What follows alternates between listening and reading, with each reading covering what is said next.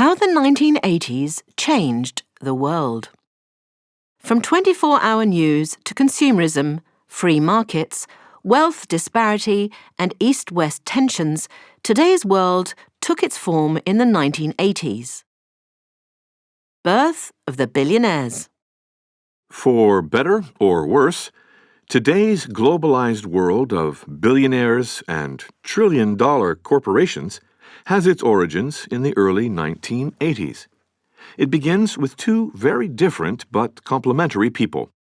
Margaret Thatcher, the British Prime Minister from 1979 to 1990, and Ronald Reagan, the U.S. President from 1981 to 1989.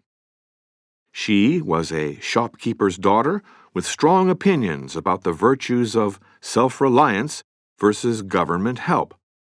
He was a former Hollywood actor who believed in free enterprise. They both belonged to a political movement called neoliberalism, or the New Right, which argued that low taxes and minimal regulation of business would create a dynamic, prosperous society. Back then, billionaires like Elon Musk were impossible. That's because from the Second World War to the Thatcher-Reagan Revolution, the rich habitually lost 70 to 90% or more of their income in tax, whether the left or right were in power. But the neoliberalists argued, justifiably, that decades of this economic redistribution had failed to solve society's problems, and it was time to try a new approach. The answer was to free people and businesses to make money and keep it. The rich would then redistribute their income themselves by spending money. This would stimulate the economy, creating many more successful businesses and millions of jobs. Everyone would win. By some standards, they were proved right. Certainly, Britain and America's economies became much more dynamic, and wealth overall increased. But economic disparities have been growing bigger ever since. In the past 2 years, 63% of all new wealth was captured by the richest 1% of the world population. Today's rich can't redistribute their money through spending. There simply isn't enough for them to buy. The dawn of 24-hour news. Do you ever feel stressed? If so, don't worry. You are in the clear majority of people today. Yet stress was not such a big element of people's lives a generation ago. So, what has changed? Possibly it began in the USA on the 1st of June 1980, when a new kind of TV channel appeared, a live 24-hour-a-day news channel called CNN. Before this, newspapers were the primary source of news, read by 80% of people every day in the UK, for example. Many of those people would watch TV news as well, but there were only 3 channels, each with one news bulletin per evening. News, therefore, rarely happened live. Journalists and editors had time to analyse and interpret events for the public. But CNN introduced a very different culture, one where whatever was happening now was the most important thing. Small things were reported as if they were important. Big things became more vivid, such as people experiencing the Gulf War live on TV. Commentators had to give instant opinions and, with coverage continuing 24 hours a day, constantly find new things to say. Unrecognized at first, an element of hysteria had entered everyone's life. Jump forward to 2023, and in retrospect, an evolution from the 1980s is clear. Firstly, subsequent 24-hour channels, such as America's Fox News, seduced viewers with more provocative, angry styles of reporting. Radio stations went the same way, employing inflammatory hosts known as shock jocks because of their controversial views. When the internet and social networks arrived, everything became immediate, everyone became a commentator, and the hysteria became absolute. It's not that less happened in 1979 and before, it just happened more calmly. Material boys and girls.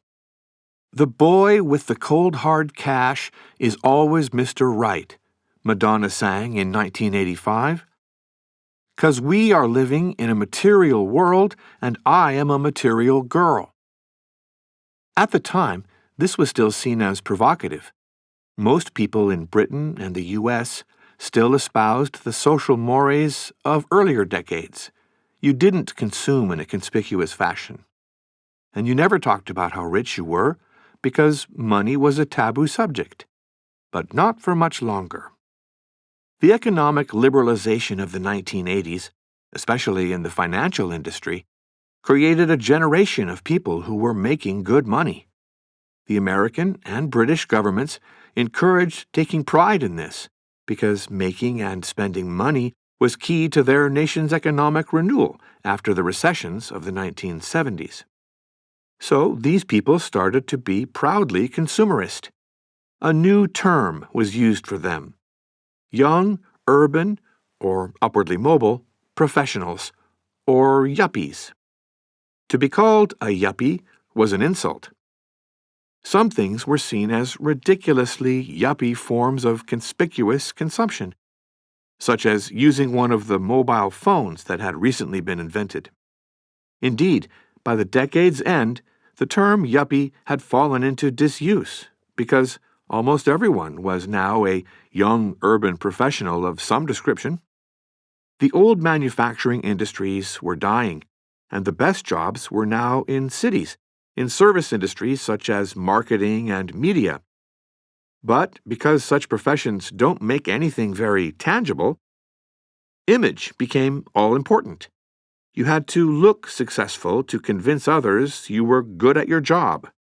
You dressed the part and appeared confident. Millions of people went on assertiveness training courses to learn to do this. From there, you can trace a direct line to today's culture of selfies and self-affirmation and the glamorous influencer lifestyles publicized through Instagram. Madonna was a prophet of the world to come. Echoes of the Cold War. When Russian President Vladimir Putin ordered his tanks into Ukraine in 2022, most people's first reaction was, "What's the point of that?" After all, in today's digitized world, the physical space a country occupies is often less important than its intellectual and industrial resources. But in Putin's mind, it is about reversing what happened to Russia decades before. After the 1962 Cuban Missile Crisis nearly ended in nuclear war, the USA and the Soviet Union followed a cautious policy of détente. The two sides were by no means friendly, but they traded with one another and held talks about reducing their nuclear arsenals. When Reagan was elected US president in 1980, however, he was having none of that. For Reagan, communism in general and the Soviet Empire in particular remained a threat that had to be defeated. And he had a plan: to push Russia into an arms race so expensive that its economy would collapse. So, while reducing government expenditure everywhere else, Reagan massively increased America's military budget. This was financed by borrowing vast sums of money. America, in the 8 years of Reagan's presidency, accrued more debt than the nation's entire history until then. The Russians, as predicted, joined the arms race, ruining the Soviet economy. By the end of the decade, the Soviet-controlled countries of Eastern Europe saw the Kremlin's weakness and began to rebel. In 1989, the system collapsed like a deck of cards with the fall of the Berlin Wall. Putin was then a KGB officer posted in Berlin, probably witnessing it firsthand. 2 years later, the Soviet Empire broke up and the Ukrainians seized the chance to declare their independence from Russia. Since then, Putin's greatest desire has been to rectify Russia's national humiliation in the 1980s, and today, we're seeing the result. The rise of radical Islam. When the American military quit Afghanistan in 2021, the country rapidly fell under the control of the Taliban, an ultra-conservative Islamic political and military organization. Within months, al-Zawahiri, the Egyptian leader of al-Qaeda, the Islamic terrorist organization behind the 2001 attacks on New York's World Trade Center and the Pentagon, returned to the Afghan capital. He was killed there by a U.S. drone strike in 2022. But ask Americans how the Taliban and al-Qaeda became powerful in the first place, and many will blame their country's own spy agency, the CIA, back in the 1980s. What happened was that the Soviet Union invaded Afghanistan in 1979 in an attempt to support a Kremlin-friendly government against a local Islamic rebellion. Following the logic of the enemy of my enemy is my friend, the CIA backed the rebels with money and arms. Soon, radical Islamists from countries everywhere traveled to Afghanistan to join the fight against the Soviet invaders. By the time Russia retreated 10 years later, those rebel fighters had become organized into groups and were well armed and battle-hardened. What the CIA didn't anticipate was that the more radical groups would subsequently target the USA itself. The rise of radical Islam is a great deal more complex than that, of course, and began long before the 1980s, but the unintended consequences of that decade are still very much with us today.